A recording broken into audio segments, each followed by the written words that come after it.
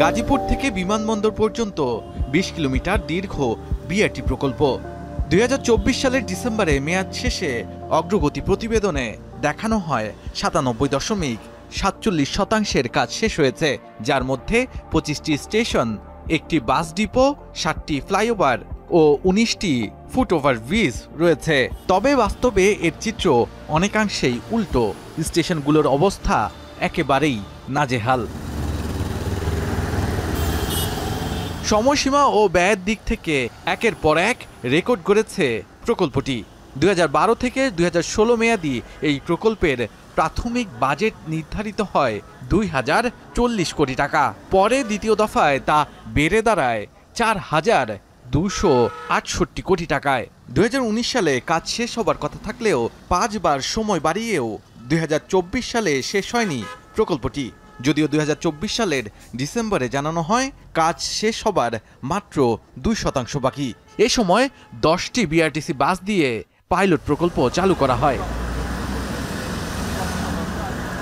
এরপর ২০২৫-এর জুনে প্রকল্পটি চালু করার কথা থাকলেও তা তো হয়নি, উল্টো ৫ মাস পর বন্ধ হয়ে গেছে পাইলট প্রকল্প।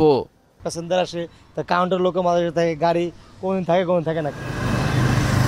এই শিববাড়ি স্টেশনটি পুরোপুরি এখন পরিণত হয়েছে একটি গাড়ি রাখার জায়গায়, যেখানে কিনা থাকার কথা ছিল বিআরটি প্রকল্পের বাস, কিন্তু সেখানে এসে আমরা লক্ষ্য করেছি কেবলই অন্যান্য গাড়ি। পাইলট প্রকল্প গত বছর যেটি চালু করা হয়েছিল সেটিও এখন কেবলই খাতা ও কলমে সীমাবদ্ধ রয়ে গেছে। কেসারেন শেকড় থেকে শিখরে। অবৈধ গাড়ি পার্কিং ও জায়গা দখল করে গ্যারেজের কাজ করতেও দেখা যায় স্টেশনে। রাখার নিষেধ, ওনারা হয়তো মানে সরকারি মানে প্রায় গাড়ি রাখতেছে এই জায়গায়, খালি ওনাদের না, সব ধরনের গাড়ি এখানে আছে। গাড়ি রাখা যাবে না, কিন্তু রাখার সাইনবোর্ড আছে, কিন্তু এটা তদারকি করার লোক নাই। না, আমরা রাখবো না, এখন ফাঁকা দেখে এই কারণে হয়তো কিছু সময়ের জন্য। ৪,০০০ কোটি টাকারও বেশি ব্যয় করা এই বিআরটি প্রকল্প এখনো কাজ শেষ হয়নি, তবে পুরো কাজই এখন স্থগিত। এই প্রকল্প আবারও ব্যয় বাড়িয়ে শুরু করা হবে কিনা, কিংবা শেষ করার সিদ্ধান্ত নেবে কিনা সরকার, সেটি এখন বড় প্রশ্ন হয়ে দাঁড়িয়েছে।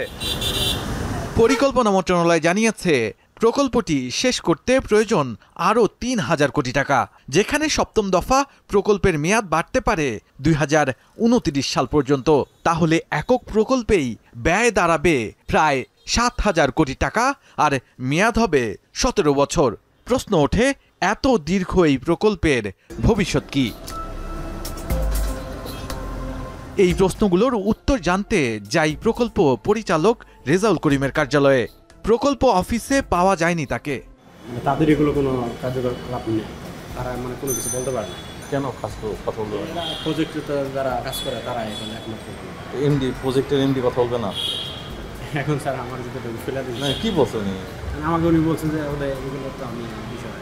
একাধিকবার ফোন করার পর তিনি ফোন ধরলেও কথা বলতে অনিচ্ছা প্রকাশ করেন।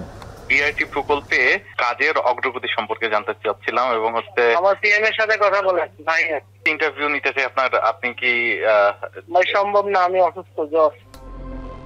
জানা যায় মেয়াদ শেষ হওয়ায় তিনি বরিশালে অন্য দায়িত্বে আছেন, একই সাথে থেকে গেছেন বিআরটি প্রকল্পেও। তবে বাস্তবায়নকারী কর্মকর্তা জানান এই প্রকল্পের অবকাঠামোর কাজ শেষ হবার অপেক্ষায় তারা। শেষ হলেই প্রথম ধাপে ৫০টি এবং পরের ধাপে ১৮৭টি বাস দিয়ে ধাপে ধাপে বিশেষায়িত বাস চালু করার পরিকল্পনা রয়েছে।